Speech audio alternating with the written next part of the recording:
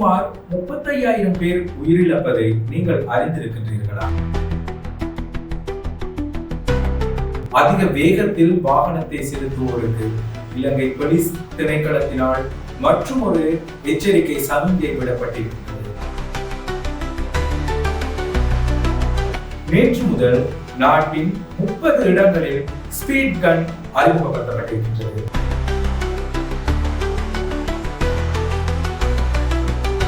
கடந்த 54 நாட்களில் மாத்திரம் வீதி விபத்துகளால் 341 பேர் உயிரிழந்திருக்கின்றமையை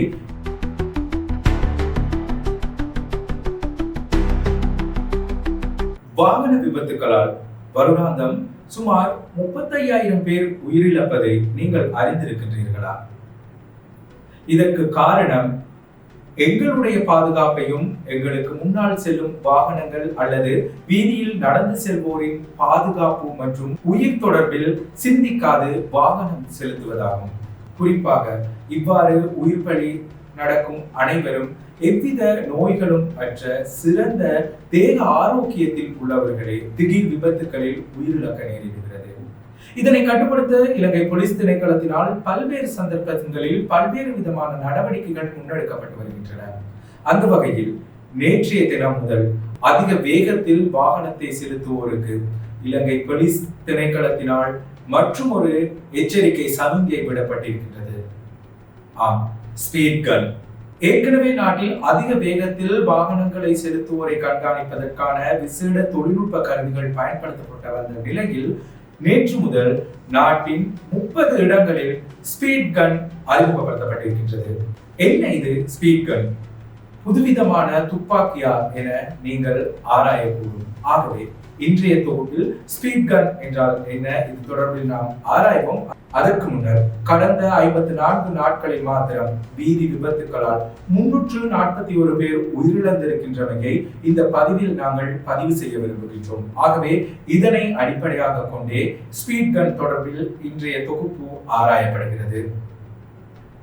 இந்த ஸ்பீட் கன் எனப்படக்கூடிய நவீன தொழில்நுட்பத்துடனான இந்த கருவியானது அமெரிக்காவிலிருந்து இறக்குமதி செய்யப்பட்டிருக்கின்றது.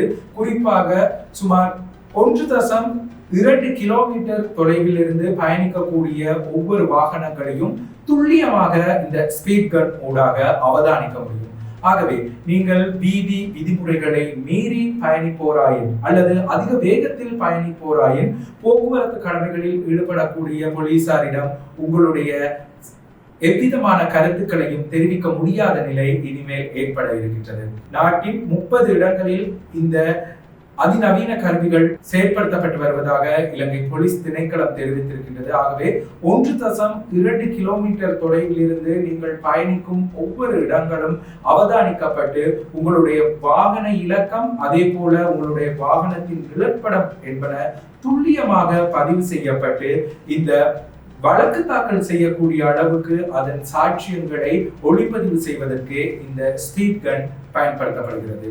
தற்போது 30 ஸ்பீட் கன்கள் பயன்படுத்தப்படும் நிலையில் எதிர்வரும் நாட்களில் அதனை 45 வரை அதிகரிப்பதற்கு இலங்கை போலீஸ் திணைக்களம் நடவடிக்கை எடுத்திருக்கின்றது. அதற்கமைய மேலும் 15 ஸ்பீட் கன்களை இறக்குமதி செய்வதற்கான முன்பதிவு செய்யப்பட்டிருப்பதாக இலங்கை போலீஸ் திணைக்களம் அறிவித்திருக்கின்றது. ஆகவே நாடளாவிய ரீதியில் அதிக வீதி விபத்துக்கள் இடம்பெறக்கூடிய இடங்கள் அடையாளப்படுத்தப்பட்டு இந்த ஸ்பீட் கன்கள் பொருத்தப்பட்ட கருவிகளுடன் போக்குவரத்து போலீசார் கடமையில் ஈடுபடுத்தப்படுகின்றனர். ஆகவே இனிவரும் காலங்களிலாவது எங்களுடைய உயிரையும் வீதியில் பயணிப்போரது உயிரையும் நாங்கள் கருத்தில் கொண்டு செயல்பட வேண்டும்.